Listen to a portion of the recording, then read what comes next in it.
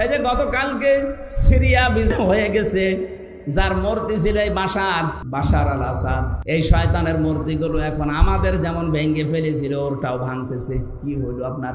15.5 বছরে কি করলেন? এতগুলো টাকা খরচ করে মূর্তি বানিয়ে, এত টাকা খরচ করেছিল এই পাথরের মূর্তি বানাতে। আমার কুষ্টিয়ায় যেটা ভেঙেছে, শয়তান এত শক্ত ভাঙা যাচ্ছিল না, শেষে এই বেগু দিয়ে এসে ভেঙেছে।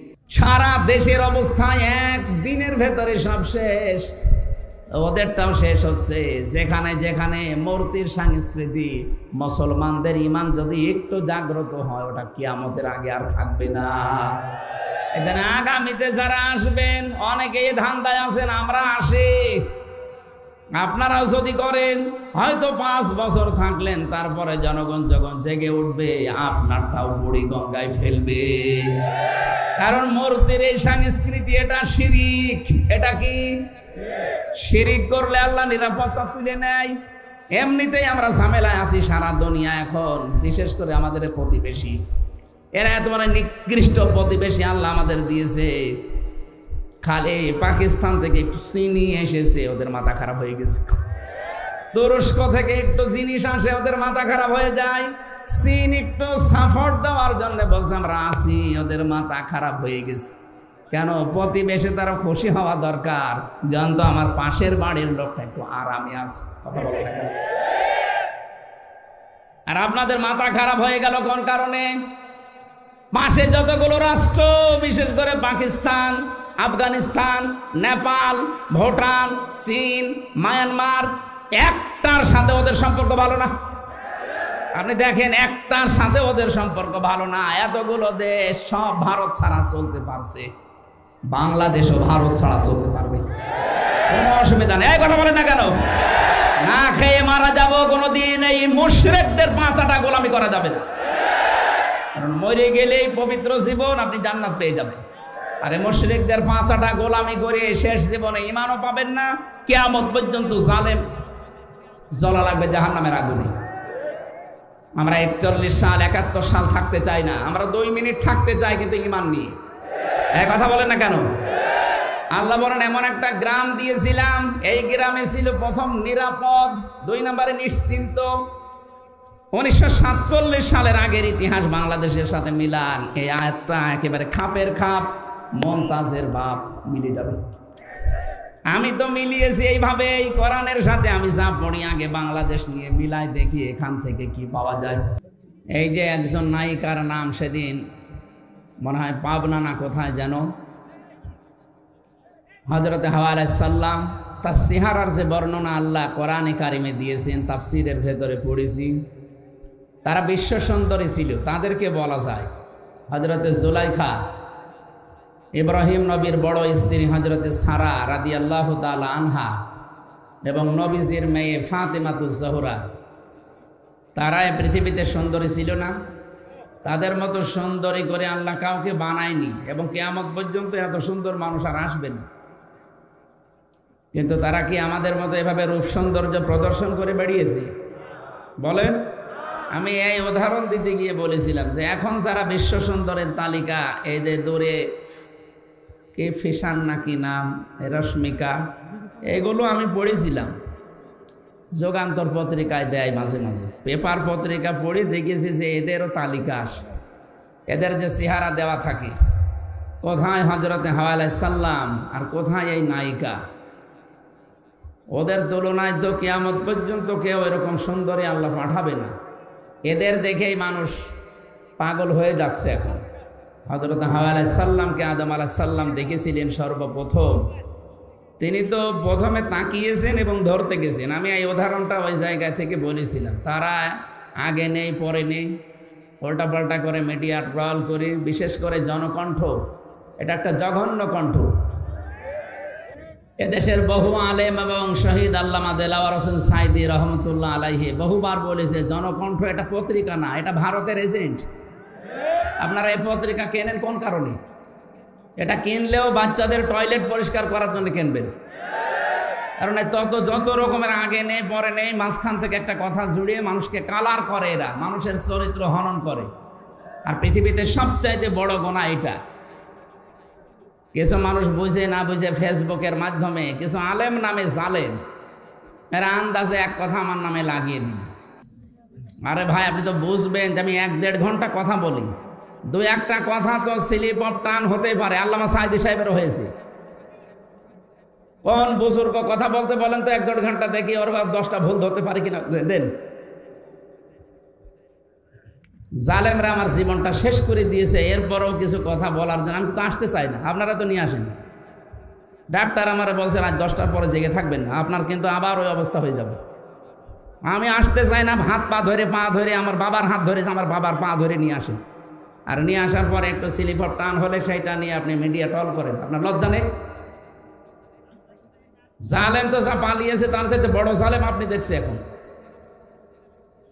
আর আমি কি ওই উদ্দেশ্য নিয়ে বলেছি? আমার মনের খবর আল্লাহ জানে না? আর সেই উলঙ্গ মহিলাকে আমার সামনে লাগিয়ে দিয়ে বলছে হুজুরের সাথে বিয়ে করবে। মানুষের মানে কমন সেন্স কোথায় গেছে? বিবেক মনে হয় মরে গেছে। আমরা বাঁচি না, দেশ নিয়ে চিন্তা করছি কি অবস্থা দাঁড়িয়েছে এখন। আর শয়তান আছে মানুষের পেছনে লাগানো। মানুষের দোষ ত্রুটি যারা বর্ণনা করে বেড়ায়, খালি মানুষের দোষ ত্রুটি যারা অনুসন্ধান করে বেড়ায়, আপনি মনে করবেন এগুলো একটা অমানুষ। এতে জন্মের সমস্যা, সেগুলো যারও সন্তান। ফেসবুকে যারাই দেখবেন যার তার নামে উল্টাপাল্টা কিছু লেখে, সে যার নামেই হোক, যার নামে উল্টাপাল্টা লিখবে, আপনি 100 ভাগ সঠিক না হয়ে লিখতে পারেন। আর মনের খবর আপনি জানেন না। কথা বলেন না কেন? এই জন্য সাবধান হবেন, কারণ আপনার সব কথা কিন্তু রেকর্ড হচ্ছে। আমি হয়তো কিয়ামতে বেঁচে যাবো, আপনার ধরা খাবো, আমার কি ক্ষতি হবে? কিছুই হবে। 10টা মাহফিল বন্ধ হয়ে গেলে, এ দেশ বন্ধ হয়ে গেল, বা পৃথিবী নেই। আল্লাহর দুনিয়া ছোট নাকি? মানুষের পেছনে এই জঘন্য কণ্ঠ, জনকণ্ঠ আর কেউ কিনবেন না মুসলমানেরা। যদি কেউ 10 টাকা 8টা দিয়ে কেনে, এই টাকাগুলো মনে করবেন পানিতে ফেললাম, যখন বাচ্চাদের টয়লেট পরিষ্কার করবে। এগুলো ভারতের এজেন্ট। শেষ করে ফেললে প্রতিবেশী নামে এই কলঙ্ক যারা মসজিদগুলো ভেঙে ভেঙে এখন মন্দির বানাচ্ছে। আবার বলছে আজমির শরীফও নাকি 1000 বছর আগে এখানে মন্দির ছিল, জবাই করার দরকার ধরে ধরে। শয়তান। ভারতের এই যে কয়েকটা সাংবাদিক বের হয়েছে টিভিতে, কলকাতার এই যে ময়ূর রঞ্জন নাকি নাম জানে, এ কি মানুষের ভেতরে পড়ে? এরে মনে হয় বাবা 15-16টা বাবা হবে। তাছাড়া এত খারাপ সন্তান তো দুনিয়া জন্ম দেওয়ার কথা না। আমার মনে হয় ওকে 50 জন মিলে জন্ম দিয়েছে। আমি এত খারাপ কথা বলতাম না। যা শুরু করেছে এদের এই মিডিয়াগুলো। নুন আল কলামি ওয়া মা ইয়াসতুরুন। আল্লাহ তাআলা বলে সাবধান, আমি কিন্তু কলমের কসম করলাম, এবং কলম দিয়ে মানুষ যা লেখে এইটারও কসম দিলাম। আপনি হয়তো থাকবেন না, আমিও আর 50 বছর পরে থাকবো না, কিন্তু এইটা থেকে যাবে। আপনার এই মিথ্যা তথ্য তামাম দুনিয়ায় ছড়াবে। যত ছড়াবে, ওটা যদি সত্যিই মিথ্যা হয়, আপনি কবরে বসে বসে বাঁশ খাবেন। তখন কে দেখবে আপনাকে? যেন আপনাকে আমি বাঁচাতে চাই, উল্টাপাল্টা কিছু করবেন না। যে যা করছে তার জবাব সে দেবে, আপনি তার পেছনে লাগবেন কোন কারণে? এই জন্য আমার সময় দিন, আমার উপর আর জুলুম করবেন না। আজকে 3টা নিয়েছেন আপনারা জোর করি, কিন্তু একটাই পারি না। আমার যে শরীরের কন্ডিশন দেখতে পাচ্ছেন না, 3 বছর ওরা কি খাওয়িয়েছে আপনি জানেন? প্রত্যেকটা মানুষ এখন বের হয়ে অসুস্থ হয়ে যাচ্ছে। মামুনুল হক হাসপাতালে ছিল, আমি 10-11 দিন পড়েছিলাম হাসপাতালে। আমার সেন্সই ছিল না যে আমি আসি কিনা। এই অবস্থার পরেও জোর করে নিয়ে আসেন, এসে কিছু একটু হলে আমারে বাঁশ দেওয়ার জন্য রেডি থাকেন না। এই ফেসবুকে যারা এই যুদ্ধ করছেন, যুদ্ধ করার জায়গা পান না। আশা করছে আপনারা থামবেন। যদি না থামেন, আমরা মজলুম মানুষ, মজলুমের দোয়া কবুল হয়, এটা নবীজির হাদিস। বরদোয়া দিয়ে দেব। বরদোয়া তো দিতে চাই না, মন থেকে চলে আসে আপনাদের কাজ কারবার। আমার দুনিয়া জানে না যে দেশে 15.5 বছর আলেমরা সব মজলুম ছিল। কিছু 5 গোলাম ছিল, তাদের নাই জান্নাত ছিল, আর আমরা তো ছিলাম জাহান্নামে। আশা করছি এগুলো থামবে। এরপরও যদি কেউ না থামে, আমার মনের খবর আল্লাহ জানে। আমি কেন ওই উদাহরণটা ওই জায়গায় সেট করেছিলাম, হাওয়া আলাইহিস সালাম, হযরতে নবীর ছোট মেয়ে ফাতিমাতুজ জোহরা, তারা ছিল বিশ্ব সুন্দরী। তারা এভাবে বেপরদা হয়ে বেড়ায়নি। আর এখন একটু চেহারা সুন্দর হলেই মানুষকে দেখায় যে আমার বউ কেমন সুন্দর দেখো। এই জায়গায় বলতে গিয়ে যারা বিশ্ব সুন্দরী এখন তালিকা করে, তাদের এই এই দূরে ফ্যাশন, এই রশ্মিকা কি নাম, ও ছাতা তো কোথায় বাড়ি আমি তাও জানি না, খালি পড়েছি এতটুকু। আর ওইটা উলট পালট করে। আমার কথা তো কাটবে, আমিরে জামাতের কথা তাই কাটসাট করে মানুষকে কালার করছে, আর আমি তো ছোট মানুষ। এই জন্য আগামী থেকে আমি আপনাদের হাতে পায়ে ধরে বলছি, যে কয়টা ডেট আমার শরীরে কোলায় অন্তত এক এক জেলায় 2-3টা করি, এর বেশি তো পারার কথা না। 64টা জেলা, 630টা থানা, আপনি টের পাচ্ছেন? প্রত্যেক থানায় যদি একবার করে যাওয়া লাগে, মাসে বছরে কয়টা মাহফিল হয়? না 6 মাস হইল 300টার ভেতরে 150টা মাহফিল হয়, 630টা থানা, কোথায় যাওয়া যায়? আর আজকে আমার বাবা মা বউ মেয়ে সব রাগ করছে যে এই তাই করে বেড়াকে যান। তা আমি কারে বোঝ দেবো? এখানে আসলে আপনাদেরও মন পায় না, হুজুর দেরি করে আসে। আরে ভাই, আপনি আমার জায়গা থাকলে টের পেতেন। ম্যাডামকে সময় দেবো, সে 10 মিনিট সময় নেই, বলে যান এই তাই করে বেড়াকে যান, আপনাদের সংসার করা লাগবে না। আপনাদের কারণে আমার সংসার নষ্ট হয়ে যাচ্ছে। আমার মা বাবা আজকে গরম দিচ্ছে, এই কি করো কি বলবো তাদের বলেন? আমি কি ডেট নিতে চাই? ওই মাওলানা হোসাইনকে মানুষ পাগল করে ফেলে। আমি আবার বলছি, আপনার হাতে পায়ে ধরে, সারা দেশে এটা যাচ্ছে, সবাইকে বলছে, আন্দাজে ভুল বুঝবেন না। আর কিছু মানুষ প্রতারণার শিকার হচ্ছেন। এই শেষের 16 একটা নাম্বার আছে, এটা এক হিন্দুর নাম্বার, নয়ন দাস। এই শয়তান কিছু মুসলমান মিডিয়ার সাথে হাত করে আমার ছবি পেছনে লাগিয়ে কম্পিউটারের মাধ্যমে ওরা মানুষের কাছে টাকা নিচ্ছে যে হুজুর ডেট দিচ্ছে, অথচ আমার ডেট খালি নেই, সারা দেশ জানে। এই কিছু মানুষ অজ্ঞ, আবেগে টাকা দিচ্ছে, 10,000 5,000 করে দিয়ে ধরা খাচ্ছে। পোস্টার ছাপিয়ে বলছে আমাদের পোস্টার হয়ে গেছে, আপনি আসেন। আসবো মানে? আমার ওই দিন মাহফিল চট্টগ্রাম, আর আপনি দিয়েছেন সিলেটে, আমি যাবো কি করি? আর আপনার মাহফিল আমি জানিই না। এই জন্য আমি আবার আহ্বান করছি, এই 16 নাম্বারটা যদি ধরতে পারেন কেউ, ওরে পিটিয়ে মেরে ফেলবে, এতে যা হয় আমি দেখব। এই শয়তানের কারণে সারা দেশ থেকে মানে মুসিবতের শেষ নেই, মানুষও ধোকা খাচ্ছে। এই যে এতগুলো মানুষ এখন যদি ধোকা খেত, আমারা যদি দাওয়াত না দিতে বলতো, 16 নাম্বার প্রতারকের কাছে, আর 70, এই দুইটা, এটা রবি নাম্বার, শেষের 16 একটা, শেষের 70 একটা। এরা বিভিন্ন জায়গা থেকে কম্পিউটারে খুব পারদর্শী, বিভিন্ন জায়গায় আমার ছবি এখানে পেছনে লাগিয়ে বলছে মুখ নড়াচ্ছে। এত চালাকের আর এত এত এক্সপার্ট, কত প্রশাসনকে দিলাম যে ভাই ধরে দেন, না কেউ পারছে না।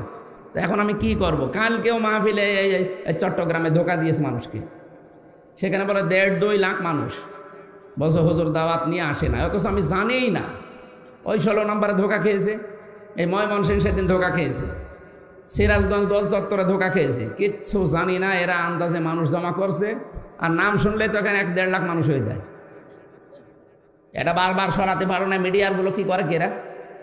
নাকি এরা ওর সাথে জড়িত আছে? না না, এর থাকতে পারে না। না ধরতে পারো না, কি করো? কি গ্রুপ গ্রুপ চালাও, একে গ্রুপকে দেওয়া যায় না যে 16 নাম্বারে 70 নাম্বারে কেউ ধোকা খাবেন না। এইগুলো ছড়াতে পারো। রাশমিকার নাম মুখ দিয়ে একবার বের হইলো, সেটা ছড়াতে পারো, আর এই তো ছড়াতে পারো না।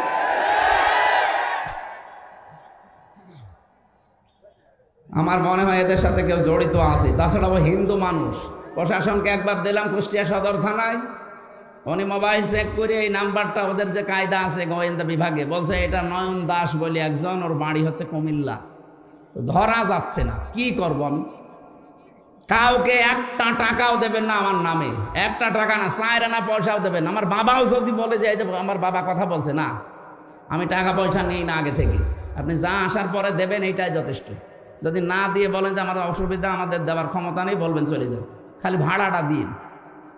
তাই বলে আবার 10 টাকা ধরে দিয়েন না। দেখ, আমি বললাম আপনাদের সবাইকে সতর্ক করার জন্য, কাউকে টাকা দেবেন না, সে যেই হোক। আমি আবার বলছি, যদি আমার ছবিও দেখায় পেছনে ভিডিও, যে কথা বলেন না, বলবেন ধোকা।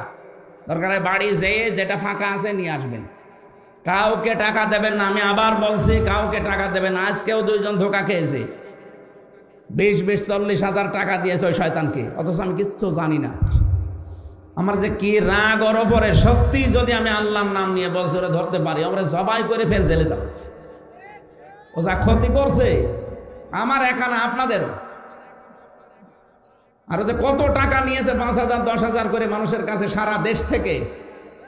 ওরা আমি সত্যি যদি কেউ ধরিয়ে দিতে পারেন, আমি 1 লক্ষ টাকা আপনাকে দেবো, 1 লাখ টাকা দেবো। আর আমি ধরতে বললে তো সরাসরি 3 বার জবাই করে আমি ফের জেলে যাই বসে থাকবো, জান আমার কপালে যা আছে হবে। এই নাম্বার ওই যে মিডিয়ার কাছে আছে না, মিডিয়া আজকে দিয়ে দেবেন প্রচার। শেষের 16 রবি নাম্বার 018, এরপরে কত কত আছে শেষে 16, এরপরে 018 কত কত আছে মাঝখানে শেষে 70।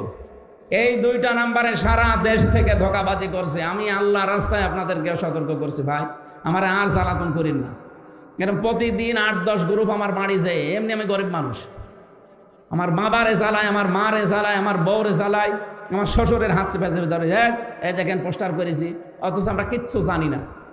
এই ধোঁকা দিয়ে দিয়ে সারা দেশ, বলেন তো 630টা থানা, অন্তত 600 থানা থেকে যদি মানুষ যায়, একটা মানুষ মারে, আর নাস্তা আমি কোথায় পাবো? হ্যাঁ ভাই, প্রতিদিন আমার মনে হয় 100-200 লোকের নাস্তা করানো লাগে, আমি পাগল হয়ে যাবো না? অথচ যাওয়ার সময় তো কিছু নিয়ে যায় না। কোথায় আসছে সেই কক্সবাজার থেকে, সে ময়মনসিংহ থেকে কুষ্টিয়ায়, সকালবেলা যেয়ে বসে আছে। আমি কাল যশোর থেকে আসলাম ফজরের আজানের সময়, ফজরের নামাজ পড়ে একটু ঘুমিয়েছি। এই যে ফজরের নামাজ পড় থেকে কলিং বেল টিপ আরম্ভ হয়েছে। কোথায় কে বলে এসেছে সেই চট্টগ্রাম থেকে, কেউ এসেছে ময়মনসিংহ, কেউ পটুয়াখালী, বরিশাল। 200 মানুষ বললাম নিচে বসান। এবার নাস্তা কাটতে কাটতে আমার মায়ের হাত কেটে গেছে। কত নাস্তা দেওয়া যায়? 200 মানুষকে যদি অন্তত 1 মোট করেও নাস্তা দেওয়া যায়, কত লাগে বলেন? আর ফল অত পাবো কোথায়? আমি যা টাকা দেন আমার মনে হয় অর্ধেক ফলে চলে যাচ্ছে। আমি আশা করছি আর যেন না আমার বাড়ি, আমি মাপ চাচ্ছি ভাই, আর কেউ গেলে কিছু নিয়ে যে একেবারে খালি হাতে চলে যান। আপনারও তো লজ্জা থাকা দরকার যে হুজুর এত ফল পাবে কোথায়? আর ফল কাটার জন্য 2জন লোক লাগে। আমার শাশুড়ি আর আমার মা পাগল হয়ে গেল, বলছে তুমি এসব বাদ দাও। দেখ, বেশি বললাম এটা প্রচার করার জন্য, কেউ যেন এরকম ধোঁকা খাবেন না। 16 নাম্বার আর 70 নাম্বার শেষে। আল্লাহ তুমি আমাকে আর আমাদেরকে সতর্ক হওয়ার তৌফিক দাও, আমিন। এটা যে সুন্দর করে সাজিয়েছেন, এটা যদি রাতের বেলা হতো এর চাইতে ডবল মানুষ আসতো। আর কথা বলেও আমি একটা মাহফিল হলে শান্তি পেতাম। 1.5-2 ঘন্টা 2.5 ঘন্টা আমি একটা আয়াতের উপরে তাফসির করতাম, অন্তত কিছু নিয়ে যাওয়া যেত। এখন এই যে শিবিরের কেন্দ্রীয় সভাপতি জোর করে আজকে জোর করে ওনার নাটোরে এই যে সেই বনপাড়া বড়াই গ্রাম, এখন এখানে নিয়ে যেয়ে মাগরিবের পরে তুলবে, ওখানে লক্ষাধিক মানুষ বসে আছে। আবার সিরাজগঞ্জের এই যে বেলকুচিতে আসা লাগবে রাত 9টায়। বলেন আমি কি মেশিন কি? আর আপনারা যে দূর থেকে আন্দাজে ধারণা করেন ওনার টাকা লাগে, কথা আপনি কয় টাকা দেন? আপনি যে টাকা দেন, এই যে আজকেও আমার গাড়িটা সারতে 1.5 লাখ টাকা লাগলো। 1.5 লাখ। ওর কাগজ করতে 75,000 টাকা লাগবে। ড্রাইভারের প্রতি মাসে 20-25 হাজার টাকা দেওয়া লাগে। তা টাকা কি করবো না? আমার আরও বিভিন্ন কাজ আছে, সেই কাজগুলো করা লাগছে। একটা মাদ্রাসা বানানোর করছিলাম, 3 কোটি টাকা লাগবে, টাকা নেই। আমি একটা গ্রুপে কাজ করি, আকিজ গ্রুপে, যা লাগে তারা দেখছে, এই জন্য আমার কোনো সমস্যা নেই। তারা যদি বলতো না আমরা কিছু করতে পারবো না, আপনি ওইগুলো করেই চলেন না, আপনি পারতেন না। এই জন্য আমার দূর থেকে যারা আন্দাজে ধারণা করে গালিগালাজ করেন যে দুনিয়াদার হুজুর, আপনি আমার মনের খবর জানেন আমি দুনিয়াদার কি আখেরাতদার? আপনি নিজের হিসাব করেন ভাই। আল্লাহ তুমি আমাকে অন্তত এই ষড়যন্ত্র থেকে বাঁচাও। হাফিজুর ভাই বলছিল না যে আসলেও ষড়যন্ত্র চলছে, আর এটা বিভিন্ন রাম আর বামরা বিভিন্ন আলেমের নাম জালেম দিয়ে এদেরকে করাচ্ছি যে এদের পেছনে লাগু। এখন তো আর কেউ নেই কথা বলার মতো, 2-1 জন যা কথা বলছে এদেরকে যেন কথা বলতে না দেয়। এটা ভারতের একটা চক্রান্ত। আমরা কোরআনে কারিমের 2টা আয়াতের অংশ বিশেষ পড়েছি, তাফসীর করার জন্য আলাদা সময় যদি থাকে কোনো সময় আসবো। আজকে আমরা যতটুকু পারি আয়াতের মূল শিক্ষাগুলো নিয়ে আসর পর্যন্ত। আসরের আজান দেবেন 4টা 10-এ, 15 নামাজ পড়বেন। 4টা 10-এ আজান দিয়ে 15 নামাজ পড়বেন, অসুবিধা নেই। এখানে নামাজ পড়ে তারপর বাড়ি যাবেন। আউযু বিল্লাহি মিনাশ শাইতানির রাজীম। বিসমিল্লাহির রহমানির রহিম। ওয়া দারাবাল্লাহু মাসালান ক্বরিয়াতান কানাত আমিনাতাম মুতমাইন্না। তাফসীর আকারে কথা বলবো ইনশাআল্লাহ। কোরআনের তাফসীর হবে কোরআন টু কোরআন দিয়ে। আল্লাহ পাক উদাহরণ দিচ্ছেন, দৃষ্টান্ত দিচ্ছেন, একটা উপমা পেশ করছেন আমাদের সামনে। একটা গ্রামের কিসের? সিরাজগঞ্জের এখানে যা আসলাম, এটা বড় সাড়ুটিয়া নাকি নাম দেখলাম, তাহলে এটা একটা গ্রাম। আপনি মনে করবেন এই গ্রাম সম্পর্কে আজকের আয়াত নাজিল হয়েছে, যদিও এটা নাজিল হয়েছে মক্কা। এই গ্রাম সম্পর্কে ১৫০০ বছর আগে নাজিল হওয়া এই আয়াতটা আমার যতটুকু জ্ঞান আল্লাহ কোরআন সম্পর্কে দিয়েছে আমি মিলিয়ে দেখলাম এই বাংলাদেশের একটা গ্রামের সাথে মিলে যাবে। এদেশে বহু গ্রামে যাওয়ার পরে দেখেছি সাইনবোর্ড লেখা থাকে আদর্শ গ্রাম। একটা গ্রাম আদর্শ এমনিতেই হয় না, 100% শিক্ষিত হওয়া লাগে। ওই গ্রামের ভেতরে যে সমস্ত কাজ কারবারগুলো মানবতা বিরোধী, শরীয়ত বিরোধী, ওইগুলো চলে না। অভাব অনটন, শান্তি, স্বস্তি, নিরাপত্তা বিভিন্ন দিক থেকে বিবেচনা করে লেখা হয় আদর্শ গ্রাম। পরশুদিন যেখানে ছিলাম লেখা ছিল আদর্শ আন্দোলিয়া, তার মানে গ্রামটা 100% শিক্ষিত মানুষ। কোরআনে আল্লাহ যে আয়াতটা দিয়ে গ্রাম সম্পর্কে উপমা দিচ্ছেন, এই গ্রামটার নাম হচ্ছে বাক্কা। নাম কি? বাক্কা। এটা মক্কার প্রাচীন নাম।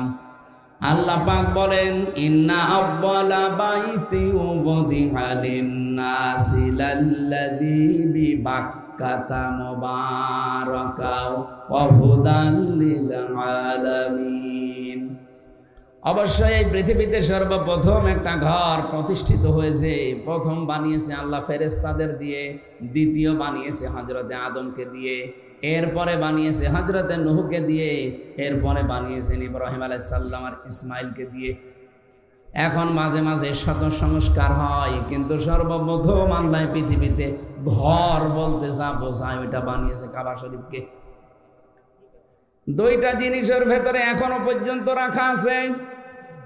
এক নম্বরে ফিহি মুবারাকান, এটা বরকতময় করে দিয়েছে আল্লাহ, কিয়ামত পর্যন্ত এটা বরকত দিয়ে ভরপুর থাকবে। মুবারাকান ও হুদান, এর ভেতরে আল্লাহ পথ নির্দেশিকা রেখেছেন লিল আলামিন, বিশ্ববাসীর জন্য। এবার আসেন তো আয়াত থেকে আল্লাহ আমাদের জানাতে চান কি? তাফসিরে মুফাসসিরিন ইকরাম লিখেছেন, আমি বহু তাফসিরে আয়াতের সাথে মিলিয়েছি। সব মুফাসসির লিখেছেন আমান দাখালাহু কানা আমিনা, এই কাবায় যদি কেউ প্রবেশ করে আল্লাহ তাকে নিরাপত্তা দিয়ে দেয়। খুব ভালো করে বুঝবেন, এখান থেকে শিক্ষা বের হবে। এই বাতাস কি করে দাও, জোরে দাও। হ্যাঁ একটু জোরে দাও, 10 মিনিট, তারপরে বন্ধ করে দাও। ভেতরে ঘেমে যাচ্ছে।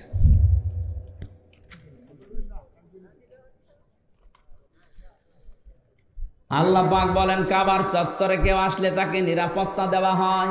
আমার প্রশ্ন, এই বাংলাদেশ কি কাবা শরীফ? কথা বুঝে বললেন? এই দেশ তো আর কাবা শরীফ না। এখানে কাবা শরীফের কি আছে বলেন? কিছুই নেই না।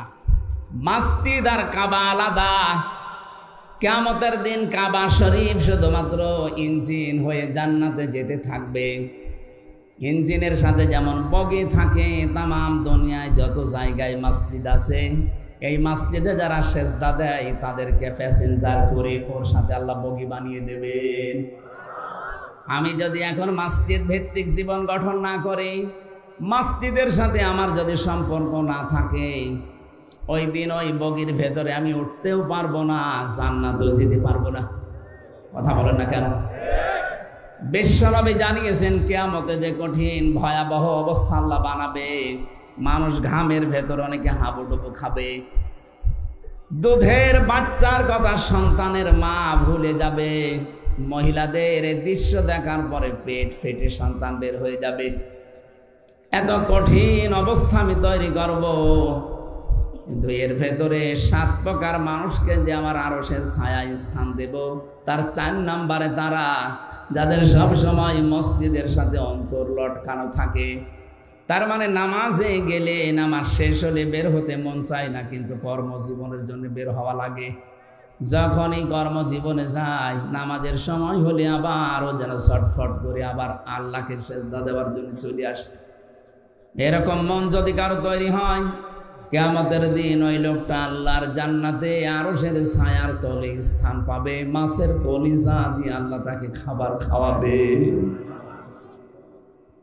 এবার আমি যে উদাহরণটা নিয়ে এসেছিলাম, এবার দেখেন তো, আল্লাহ পাক বলেন অমাং দাখালাহু কানা আমিনা।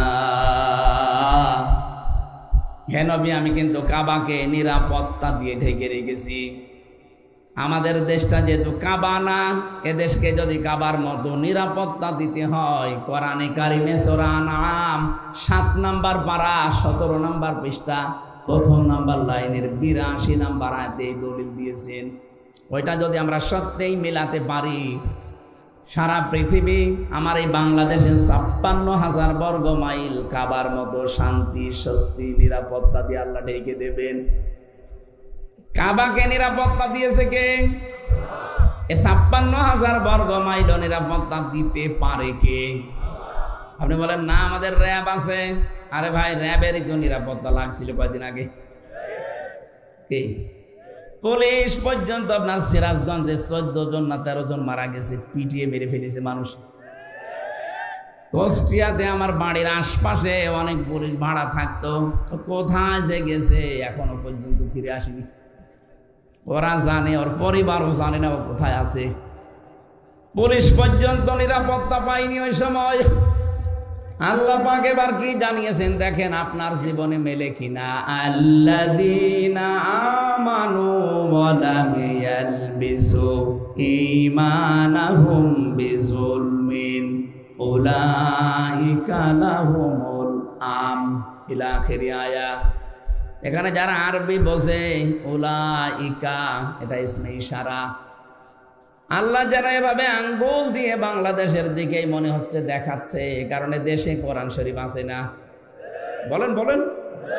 যেখানে কোরআন আছে তাদেরকে দিয়ে আল্লাহ যারা ইঙ্গিত দিচ্ছেন, যারা ঈমান আনবে আর ঈমানের সাথে জুলুমকে মিশ্রণ করবে না। এখানে জুলুমের ব্যাখ্যায় লেখা আছে জুলুম মানে শিরিক।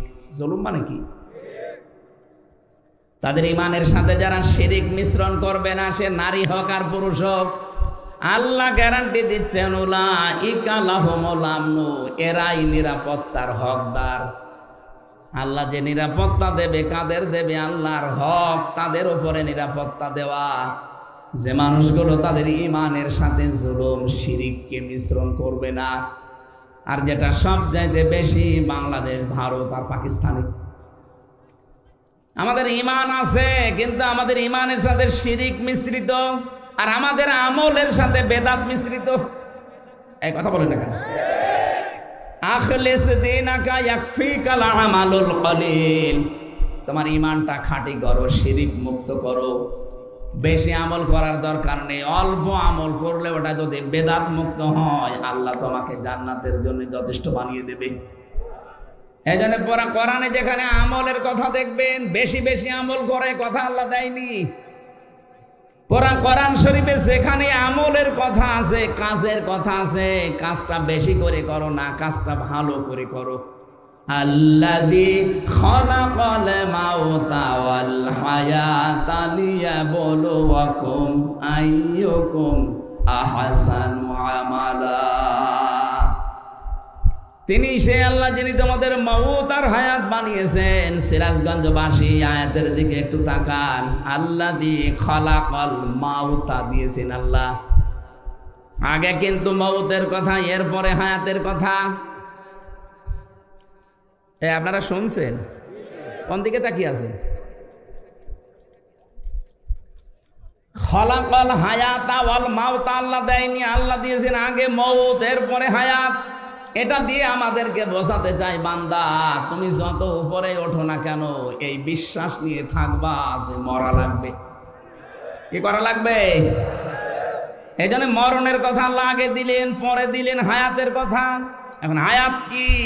আমরা অনেকেই মনে করি হায়াত মানে আমরা যেটাই আছি এইটাই, না। 5 প্রকার হায়াত। তাফসীরের ভেতরে আমি বেশি হায়াত হয় 5 প্রকার। 1 নম্বরে আরমে আরওয়ার, রুহের জগতের যে হায়াত, এটা আমরা পার করে ফেলেছি। কথা বলেন না কেন? এরপরে আলমে পুতুন, মায়ের পেটের জগৎ, এখানে আমরা 10 মাস 10 দিন পার করে ফেলেছি। এখন যেটা আছে আলমে দুনিয়া, এই পৃথিবীর জগৎ, এইটাই আমরা এখন রানিং আছি। সামনে এখনো 2টা বাকি আছে, আলমে বারজাখ কবরের জগৎ, আর একেবারে 5 নাম্বারটা আলমে আখিরাত পরকালের জগৎ। তার আগে 2টা শেষ, পরে 2টা আছে, মাঝখানেরটাই আছি। তার মানে মাস্ট বি আমাদেরকে পরের 2টায় যাওয়া লাগবে।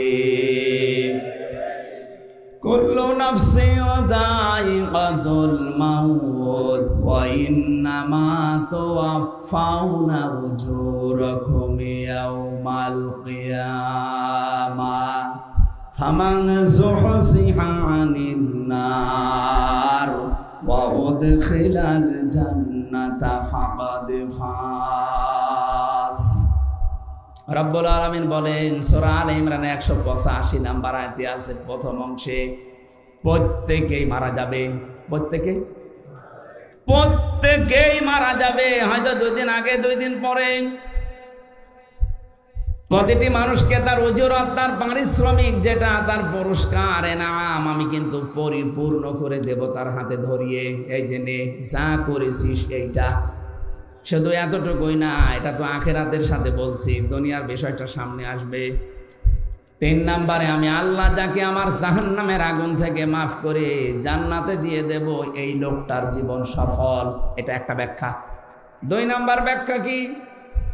ফামান যুহজিহা আনিন নার ওয়া উদখিলাল জান্নাতা ফাকাদ ফাজ।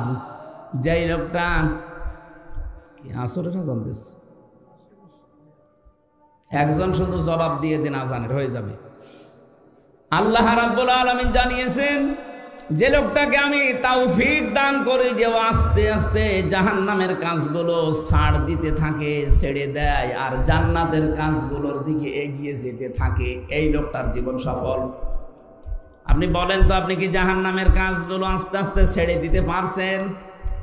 জান্নাতের কাজের দিকে একটা একটা করে আপনি এগিয়ে যেতে পারছেন? যদি পারেন, বুঝবেন আপনার জীবন সফল। ও ভাই, ওমাল হায়াতুদ দুনিয়া ইল্লা মাতাউল গুরুর। দুনিয়ার এই জীবনটা কিন্তু খেলাধুলা। কে বলছে? এটা একটা ধোঁকা। আপনার সন্তান আদি এটা ধোঁকা, আপনার ছেলে মেয়ে, স্ত্রী, বাবা মাও ধোঁকা। এটা যতদিন আপনি উপলব্ধি করে মেনে নিতে না পারবেন, এই ধোঁকা থেকে বের হতে পারবেন না। আল্লাহর কসম, আল্লাহ বলছেন এগুলো সব ধোঁকা। আয়াতে আমি একটা প্রমাণ পেয়েছি ধোঁকা কেন, একটা উদাহরণ দিয়েছেন। এখান থেকে যারা আমরা বসে আছি, 200 বছর পরে যদি রফিক নাই, এই ভাই যদি 200 বছর পরে ফিরে আসে এই পৃথিবীতে, উনি মনে করেন আর 50 বছর পরে মারা গেল, 200 বছর পরে ফিরে আসলো, যে বাড়িতে উনি বাস করে, ওনার বাড়ি যদি 2 তলা 3 তলা হয়, এসে যদি বলে কারা আছে বাড়িতে, এ বাড়ি কিন্তু আমি বানিয়েছিলাম, যারা ওই বাড়িতে বসবাসকারী ওই সময় থাকবে, তারা বলবে কে আপনি? ভণ্ডামি করার জায়গা পান না? আপনার মনে হয় থাকার জায়গা নেই, এই জন্য এসে পরিচয় দিচ্ছেন। আপনার যদি একেবারেই জায়গা না থাকে, আমাদের মসজিদ আছে, বারান্দা খোলা আছে, ওখানে রাত্রে থেকে কেটে পড়েন, কোনোদিন আমার এখানে আসবেন না। বলেন তো এই কথা বলবে কিনা? এক কথা বলছেন না কেন? 100 ভাগ বলবে। আপনি মরে দেখেন, আমার 3 পুরুষের পরে আমার আর জানা নেই। আমার বাবার নাম রিয়াজউদ্দিন, তার বাবার নাম জাহান আলী, তার বাবার নাম নমাজ আলী। এরপরে আমি আর জানি না, সত্যি আমি আর জানি না। এরপরে যে কারা আছে আমি জানি না, ওটা কি হিন্দু ছিল না কি ছিল তাও জানি না। বলেন তো, আমার মতো মানুষ এই 3 পুরুষের পরে আমার আর মনে নেই। এখন ওই নমাজ আলী সর্দারের বাবা যিনি কি ছিল যেহেতু আমি জানি না, উনি যদি এখন এসে কুষ্টিয়ায় বলে এই বাড়ি আমার, এই ভিটা আমার, ও দাঁত মুখ খুলে ফেলবো না? এই কথা বলছে না? কিসের নমাজ আলীর বাপ আপনি? আমি তো নমাজ আলী পর্যন্ত জানি, এরপরে আর জানি না। এমনকি আমিও যদি 200 বছর পরে ফিরে আসি, আমার যে মেয়ে আছে, মেয়ের ছেলে আছে, ছেলের ছেলে আছে, 3 পুরুষ মাত্র। 3 পুরুষের পরে আমির হামজা কি তারাও জানবে না। কথা বলেন না কেন? আল্লাহ বলেন এই যে এরকম একটা ধোঁকা, এই ধোঁকায় পড়ে আছো তুমি। আমার মনে হয় জীবনের শেষ প্রান্তে যারা পৌঁছে গেছে তাদের তো এটা উপলব্ধি হওয়ার কথা আরো বেশি। এই যে মুরব্বীর দুনিয়ার সব কিছু তো এতদিন পর্যন্ত 60, 70, 80 বছর দেখেছে, কি মনে হচ্ছে ওনার যে একটা জীবন ছিল আমার কাছে ওটা এখন স্বপ্নের মতো মনে হয়। এখন যেটা আছি এটা শুধু আকাঙ্ক্ষা, এটা পাবো, ওইটা পাবো, ওইটা পাবো, খালি এই ধান্দায় আছে। আর সামনে যেটা আছে এটা একটা স্বপ্ন। এটা কি ওনার এখন যদি 80 বছর বয়স হয়, আগের এই পুরো 80 বছরটা ওনার কাছে আসলে কিন্তু দুনিয়ার জীবনে এইটা প্রত্যেকের জন্য। এটা যতদিন আপনি না বুঝবেন ততদিন আপনার জীবনকে আপনি পরিচ্ছন্ন করতে পারবেন না। এই জন্য আমার আল্লাহ কাজের কথা দিলেই দেখবেন সেখানে ভালো কাজ করো বা ভালো করে করো এরকম কথা দিয়েছেন। বেশি বেশি কাজ করে কথা নেই। আমাদের ইমান যা আছে, ইমানের ভেতরে আমরা শিরিক প্রবেশ করিয়ে নষ্ট করে ফেলেছি। আর আমল যাই আছে টোটা ফাটা, আমলের ভেতরে বেদাত প্রবেশ করিয়া আমলটাকে আমরা শেষ করে দিয়েছি। এই জন্য আজকে থেকে যদি এই বাংলাদেশটাও কাবার এলাকার মতো শান্তি, স্বস্তি, নিরাপত্তা নিয়ে আমরা ব্যবস্থা করে দিতে চাই, ডক্টর ইউনূস আপনাকে আমরা বলবো আলেমদেরকে সাথে নিয়ে এই 18 কোটি মানুষকে সঙ্গে নিয়ে শিরিক মুক্ত দেশ গঠন করেন। আমল আমরা যে যাই কাজ করি, আমাদের কাজের ভেতরে, আমলের ভেতরে যেন বেদাত না প্রবেশ করে। আপনি এইটা দেখেন, কারণ আপনিও তো কয়েকদিন পরে মরবেন। আপনিও মুসলমান, আমরাও মুসলমান। অন্যান্য জাতি যারা আছে তাদের ধর্ম তারা নির্দ্বিধায় পালন করবে, কোনো অসুবিধা নেই। কথা বলে না কেন? কিন্তু তারা আমার নামাজে বাধা দিলে ছাড় নেই, এমনকি তাদের পূজায় বাধা দিলেও যেন আমাদের না ছাড়া হয়। প্রতিবেশীর নামে এতদিন পর্যন্ত বিশ্বের মানুষকে যারা জানিয়েছে বাংলাদেশে সংখ্যালঘু নির্যাতন হয়, এটা এখন বিশ্বে বিভিন্ন দেশ প্রমাণ করছে সবচাইতে বেশি সংখ্যালঘু নির্যাতন হচ্ছে ভারতে। ওরা বাবরি মসজিদ ভেঙে ফেলেছে বিভিন্ন দোহাই দিয়ে, যে এখানে নাকি রাম মন্দির ছিল। আরে ভাই, ঢাকার স্বামীবাগের যে ইস্কন মন্দির, এখন যদি আমরা এই দেশে 96% মানুষ আওয়াজ তুলি জানাই এখানেও 500 বছর আগে আমাদের মসজিদ ছিল, আমরা এটা ভেঙে মসজিদ বানাবো, আপনি মরবেন।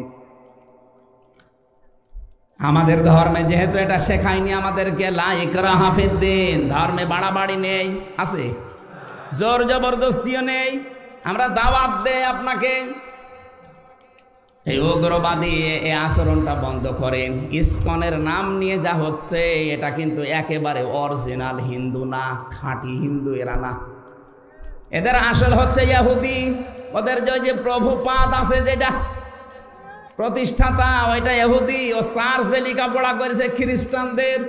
উগ্র কিছু মানুষদেরকে দলে ভিড়িয়ে ইসকন গঠন করে সারা দুনিয়ায় এখন এদের নিয়ে অশান্তি। শুধু বাংলাদেশে না, 257টা রাষ্ট্রের 195টা দেশে ওদের নিয়ে এখন ঝামেলায় আছে। এই জন্য ওদের উস্কানিতে যেন আমরা পা না দেই। ওরা খুব চেষ্টা করেছিল সাইফুল ইসলাম আলিফকে হত্যা করার মাধ্যমে এই দেশে মুসলমানরা যেন একটু হইচই করে, এরপরে যেন একটা হট্টগোল বেঁধে যায়। আর এটা করার ছিল যারা পালিয়েছে ওরা যেহেতু বিভিন্ন হাল দিয়ে হালে পানি মানায়নি, ওদের রিক্সা লীগ, ওদের আনসার লীগ, কথা বলছে না কেন, বিভিন্ন লীগ দিয়ে যখন পানি বানায়নি তখন ওরা লাগিয়েছে বিভিন্ন কায়দায় ইসকনকে। এইটাও হালে পানি নেয়নি, কারণে দেশের মুসলমানেরা সব চাইতে বেশি সংযমের পরিচয় দিয়েছে। আমরা ফেসবুক বলেন, ইন্টারনেট বলেন, পত্রিকা বলেন, কারো ফাঁদে পা দিয়ে, বিশেষ করে ভারতপন্থী পত্রিকা যেগুলো, এই জনকণ্ঠ আমি নাম নিয়ে বলছি, আরো কয়েকটা আছে, যেইটাই দেখবেন দেশের এই দাদা বাবুদের পক্ষে কথা লিখবে। আপনাদের পাশে টাঙ্গাইলের সন্তান মাওলানা ভাসানী বলেছিল, দেশের মানুষ যখন বুঝবে যে ভারত আমাদের শত্রু, তখন এই দেশটা একটু দাঁড়িয়ে যাবে। তারা বুঝেছিল, তারা বিচক্ষণ ছিল, কিন্তু এখন আমরা অনেকে এটা বুঝি না, মনে করে না আমাদের দাদা। কিসের দাদা আপনার? আপনার দাদা হলে আপনি যান, ওরা এখন চট্টগ্রাম নেওয়ার ধান্দায় আছে। আরে ভাই, চট্টগ্রাম আমাদের বাংলাদেশের অংশ, আপনি কি যৌতুক নেবেন? আর যৌতুক আপনাকে দেবো কেন? মেয়ে কি আমরা আপনাকে একেবারে স্বাভাবিকভাবে দিয়েছি? মেয়ে তো পালিয়ে গেছে। পালিয়ে যাওয়ার মেয়ের আবার যৌতুক কিছু? বিয়েই তো আমরা মেনে নিচ্ছি না। হ্যাঁ, যাওয়ার পরে যদি কোনো মুসলমানের সাথে বিয়ে করতো তাও মানতাম। এমন লোককে স্বামী স্ত্রী এ পরিচয় দিচ্ছে, 15.5 বছরে পরিচয় দেয়নি যে আমাদের স্বামী স্ত্রীর সম্পর্ক। ও যদি স্বামী হয় ও তো ফুল হাতা হাফ হাতাও না। কত বছর যার কাছে পালিয়ে গেছে ও কি ফুল হাতা না হাফ হাতা? হাফ হাতা। ফুল হাতা। একটা মুসলমান মেয়ে ফুল হাতার কাছে যায় কি করে? আরো অধিকাংশ ফুল হাতারা এখন হাফ হাতা হয়ে যাচ্ছে। আমার জেলের যে জেলার ছিল দেবদুলাল, ও শুনলাম নাকি চুরি করে হাফ হাতা হয়ে গেছে। এখানে বৈজ্ঞানিক অনেকগুলো ব্যাখ্যা আছে, এখানে এই পরিবেশে এটা বলা ঠিক না, এই জন্য বললাম না। আজ ওরা গোপনে গোপনে অনেক ফুল হাতা হাফ হাতা হয়ে যাচ্ছে, আর আপনি কাজ আর পেলেন না, চলে গেলেন আপনি হাফ হাতার কাছে। আর পালিয়ে যাওয়ার মেয়ের যৌতুক কিসের? বিয়ে আমরা এখনো মেনে নেইনি। বাবা মা আত্মীয় স্বজন যদি বিয়ে মেনে না নেয়, পালিয়ে যাওয়া মেয়ের যৌতুকের প্রশ্ন আসে। এরপরও আপনার নিয়ে নিতে চান জোর করে যে চট্টগ্রাম দিয়ে দাও, দিতে পারি। আপনাদের 7 সিস্টার আমাদের দেওয়া লাগবে। আপনি কি আর কি মনে করেন? 7 সিস্টার আমি পুরাটা ঘুরেছি, একটাও ঠিক থাকবে না। ডক্টর মোহাম্মদ ইউনূস শুধু একটু ইঙ্গিত দিয়েছিল, আপনারা ভয়ে পাগল হয়ে গেছেন। কারণ আমি জানি দুনিয়ায় সব চাইতে বেশি মরণকে ভয় পায় মুশরিকরা। সূরা বাকারার ভেতরে আছে ওয়ালা তাজিদান্নাহুম আহরাসান নাসি আলা হায়াতি ওয়া মিনাল্লাযীনা আশরাকু ইয়াওয়াদ্দু আহাদুহুম লাউ ইউআম্মারু আলফা সানা ইলা আখিরি আয়া। রব্বুল আলামিন বলেন, পৃথিবীর মানুষেরা, আপনি যদি মুশরিকদেরকে বলেন যে তোমরা 1000 বছর বেঁচে থাকবা, ওরা বলবে আমরা আরো বাঁচতে চাই। কারণ জীবনের উপরে সবচাইতে বেশি মায়া মহব্বত ভালোবাসা এই দুনিয়াতে মুশরিকদের। এই জন্য আমরা শুধু যাওয়া বন্ধ করে দিয়েছি, এই ঘোষণা এখনো বন্ধ করিনি। আমরা বলেছি যাব না ওই দেশে চিকিৎসার জন্য, দাদার আঁককেই দেখি মরছে না, 40 ভাগ ছাড় দিয়ে দিলাম, আসেন। নয়তো আমরা না খেয়ে মরে যাব, কারণ মরা ওদের কাছে খুব কঠিন। আর আমরা যারা মুসলিম তামাম দুনিয়ায় 200 কোটি, আমাদের মরণ কঠিন না, আমাদের মরণ হাদিয়া। আমরা বিশ্বাস করি দুনিয়ার এই নশ্বর পৃথিবী ছেড়ে যেতে পারলে আমার আল্লাহর বানানো জান্নাত রেডি হয়ে আছে।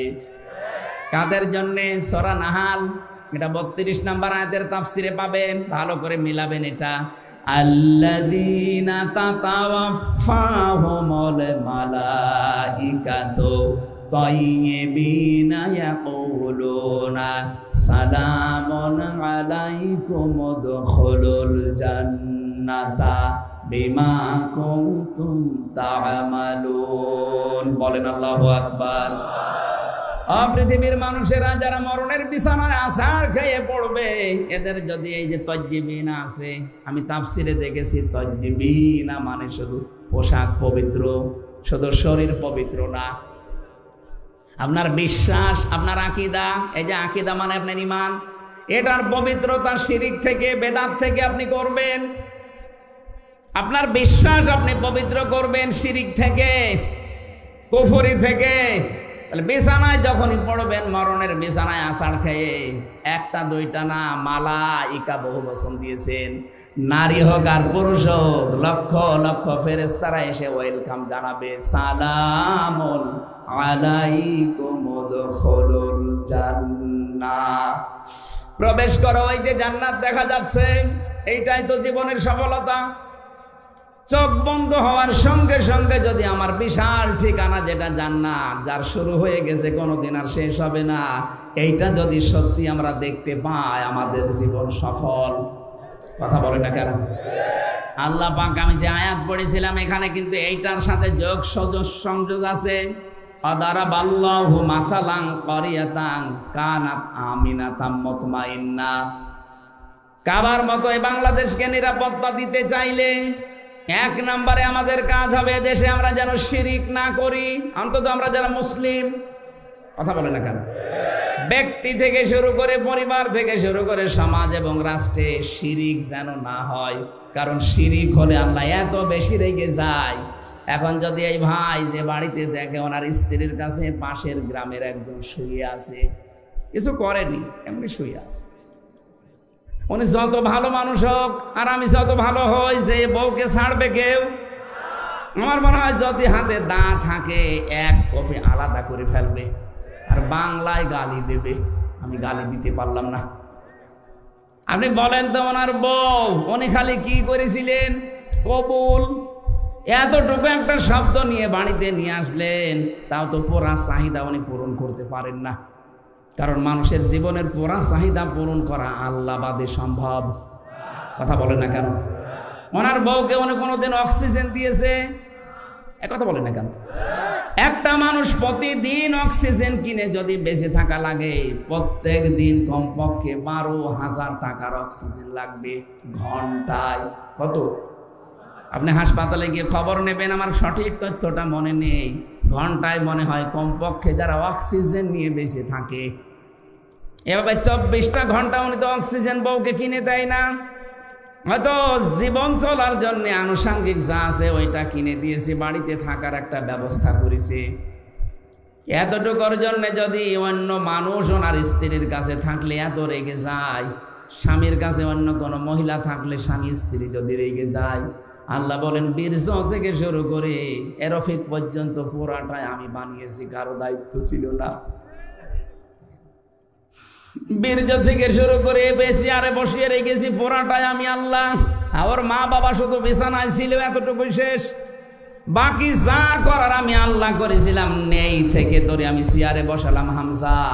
এখন যদি দেখি আমার সাথে তুই অন্য কাউকে যোগ করিস, তখন আমি আল্লাহ ওই স্বামী ওই স্ত্রীর মতো রেগে যাই। রেগে যাবে শিরিক করলে। আপনি আর যাই করেন হয়তো আল্লাহ ইচ্ছা করলে মাফ করে দেবে, কিন্তু শিরিক করলে কোনো মাফ নেই। এই জন্য শিরিক যারা করে তারা দেশকে গজবে ফেলে। 15.5 বছরে কিন্তু শিরিকের কারখানা তৈরি করেছিল মূর্তি বানিয়ে। কত কোটি কোটি টাকা খরচ করে বানালেন, কি হলো? এই যে গতকালকে সিরিয়া বিজয় হয়ে গেছে, যার মূর্তি ছিল এই বাশার, কি নাম যেন, বাশার আল আসাদ। এই শয়তানের মূর্তিগুলো এখন আমাদের যেমন ভেঙে ফেলেছিল ওরটাও ভাঙতেছে। কি হলো আপনার? 15.5 বছরে কি করলেন? এতগুলো টাকা খরচ করে মূর্তি বানিয়ে, এত টাকা খরচ করেছিল এই পাথরের মূর্তি বানাতে। আমার কোষ্টিয়ায় যেটা ভেঙেছে, শয়তান এত শক্ত ভাঙা যাচ্ছিল না, শেষে এই বেগু দিয়ে এসে ভেঙেছে। সারা দেশের অবস্থায় একদিনের ভেতরে সব শেষ, ওদেরটাও শেষ হচ্ছে। যেখানে যেখানে মূর্তির সংস্কৃতি, মুসলমানদের ইমান যদি একটু জাগ্রত হয়, ওটা কিয়ামতের আগে আর থাকবে না। এখানে আগামীতে যারা আসবেন অনেকে ধান্দায় আছেন, আমরা আসি, আপনারাও যদি করেন হয়তো 5 বছর থাকলেন, তারপরে জনগণ যখন জেগে উঠবে আপনারটাও বুড়ি গঙ্গায় ফেলবে। কারণ মূর্তির এই সংস্কৃতি, এটা শিরিক। এটা কি শিরিক করলে আল্লাহ নিরাপত্তা তুলে নেয়। এমনিতেই আমরা ঝামেলায় আছি সারা দুনিয়া এখন, বিশেষ করে আমাদের প্রতিবেশী। এরা এত মানে নিকৃষ্ট প্রতিবেশী আল্লাহ আমাদের দিয়েছে। খালি পাকিস্তান থেকে একটু চিনি এসেছে, ওদের মাথা খারাপ হয়ে গেছে। তুরস্ক থেকে একটু জিনিস আসে, ওদের মাথা খারাপ হয়ে যায়।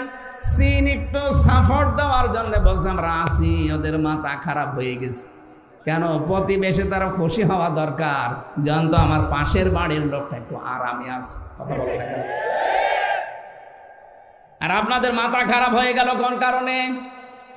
পাশে যতগুলো রাষ্ট্র, বিশেষ করে পাকিস্তান, আফগানিস্তান, নেপাল, ভুটান, চীন, মায়ানমার, একটার সাথে ওদের সম্পর্ক ভালো না। আপনি দেখেন, একটার সাথে ওদের সম্পর্ক ভালো না। এতগুলো দেশ সব ভারত ছাড়া চলতে পারছে, বাংলাদেশও ভারত ছাড়া চলতে পারবে, কোনো অসুবিধা নেই। এই কথা বলেন না কেন? না খেয়ে মারা যাব, কোনোদিন এই মুশরিকদের পাঁচাটা গোলামি করা যাবে না। কারণ মরে গেলেই পবিত্র জীবন, আপনি জান্নাত পেয়ে যাবেন। আরে মুশরিকদের পাঁচাটা গোলামি করে শেষ জীবনে ঈমানও পাবেন না, কিয়ামত পর্যন্ত জালেম জ্বলা লাগবে জাহান্নামের আগুনে। আমরা 41 সাল 71 সাল থাকতে চাই না, আমরা 2 মিনিট থাকতে চাই, কিন্তু ঈমান নিয়ে। এই কথা বলেন না কেন? আল্লাহ বলেন এমন একটা গ্রাম দিয়েছিলাম, এই গ্রামে ছিল প্রথম নিরাপদ, 2 নম্বরে নিশ্চিন্ত। 1947 সালের আগের ইতিহাস বাংলাদেশের সাথে মিলান, এই আয়াতটা একেবারে খাপের খাপ, মমতাজের বাপ মিলে যাবে। আমি তো মিলিয়েছি এইভাবে, এই কোরআনের সাথে আমি যা পড়ি আগে বাংলাদেশ নিয়ে মিলাই দেখি এখান থেকে কি পাওয়া যায়। এক এক সময় এক এক জায়গায় আজান আছে, মানে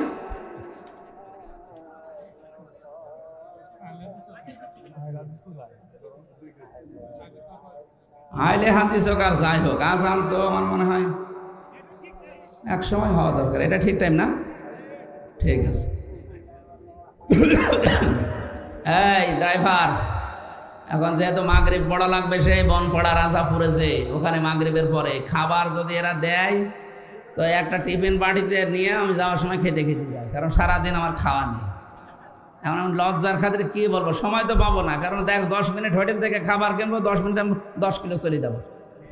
এদেরকে বলেন যে খাবার যদি দিতে চান একটা টিফিন বাটিতে দেন, আমরা বসে বসে গাড়িতে খাবো, আর যদি না দিতে চাই আর কি আমার ওই পাউরুটি কলা খেয়ে থাকা লাগবে আজকে।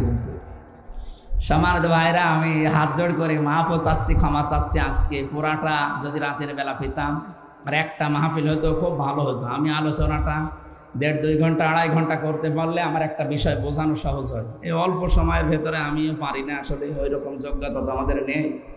আপনারা আসরের নামাজ যেহেতু আজ 6-7 মিনিট আছে, এর মতো আমি মাপসে শেষ করলাম। আগামী থেকে আসলে আমার তাফসীর করার জন্য সময় দিন। যা আল্লাহুম্মা আমিন। লা ইলাহা ইল্লা আনতা সুবহানাক ইন্নী কুনতু মিনাজ জালিমিন। ও আল্লাহ, তুমি তাকিয়ে দেখো কত সুন্দর করে এরা সাজিয়েছে, নিজেদের বাড়ি ঘরও এরা এত সুন্দর করে সাজায় না। কোরআনের মহব্বত যাদের ভেতরে এত বেশি, যারা কাজকর্ম বাদ দিয়ে কোরআন শুনতে রাজি আছে, এদেরকে তুমি অমরের মতো হেদায়েত দিয়ে দাও। আজকের এই আয়োজনে যদি খুশি হয়ে থাকো, সওয়াবগুলো তুমি নবীজির রওজায় পৌঁছিয়ে দাও। দুনিয়ার মাটির নিচে যারা ঈমান নিয়ে ঘুমিয়েছে, আল্লাহ এদেরকে চিরতরে ক্ষমা করে দাও। বিশেষ করে মাহফিলের সম্মানিত সভাপতি, প্রধান অতিথি, বিশেষ অতিথি যাদের নাম দেখলাম, এদের মা বাবা যাদের কবরে আছে মাফ করে দাও। মা বাবা যাদের জীবিত আছে, আল্লাহ তুমি খেদমত করার তৌফিক দাও। আমার বাবার অপারেশন চলেছে, আজকে কেবল হাসপাতাল থেকে আমি বাড়িতে নিয়ে আসলাম। আমার বাবাকে তুমি সুস্থ করে দাও। তার কাছে থাকা, খেদমত করা, তার কথাবার্তা শোনার এখন সময়, কিন্তু দিনের এই কাজটা নিয়ে, মিশন নিয়ে বের হয়েছি, এই জন্য বাবাকে মাকে সময় দিতেও পারিনি। আল্লাহ আমারে মাফ করে দাও। আমার রফিকুল ভাই আজকের প্রধান অতিথি, আল্লাহ তার মা বাবাকে মাফ করে দাও। তার স্ত্রী সন্তান যেগুলো দিয়েছো সহি সালামতে রাখো। আল্লাহ যে ষড়যন্ত্র হচ্ছে মিডিয়ার মাধ্যমে, বিশেষ করে জনকণ্ঠ যা আরম্ভ করেছে আলেমদের বিরুদ্ধে, আল্লাহ এদের ষড়যন্ত্র ছিন্ন ভিন্ন করে দাও। আমাদের মনের ইমানের অবস্থা তো তুমি জানো। আল্লাহ মাজলুমের পেছনে যারা লেগেছে, এই মানুষগুলোকে তুমি ন্যাংটা করে দাও। আমরা দেখতে পাই যারা আমাদের পেছনে, আলেমদের পেছনে কথা বলে, ওদের চরিত্র কুকুরের চাইতেও খারাপ। এই মানুষগুলো এই মানুষের পেছনে লাগে, যারা মানুষ হয়ে মানুষের পেছনে লাগে, এগুলো তো অমানুষ, যারও সন্তান। আল্লাহ তুমি এদের থেকে, আলেমদেরকে, আমাদেরকে ষড়যন্ত্র থেকে বাঁচাও। মা বোন যারা বিভিন্ন জায়গায় আছে, এদেরকে খাদিজার মতো, আয়েশার মতো বানিয়ে দাও। এদের পেটে এমন সন্তান দান করো যেন আমাদের জন্য তারা দোয়া করে, রব্বির হামহুমা কামা রব্বায়ানি সাগীরা। লা হাওলা ওয়ালা কুওয়াতা ইল্লা বিল্লাহিল আলিয়্যিল আযীম। রব্বানা হাব লানা মিন আজওয়াজিনা ওয়া যুররিয়াতিনা কুররাতা আয়ুনি ওয়াজআলনা লিল মুত্তাকিনা ইমামা। মরণ যখনই আসে আসো, কোনো চিন্তা নেই মরতে, আমাদের কিন্তু ঈমান নিয়ে মরতে চাই। যখনই আজরাইল আসবে সবার মুখে একবার হলেও পড়তে দিও লা ইলাহা ইল্লাল্লাহু মুহাম্মাদুর রাসূলুল্লাহ।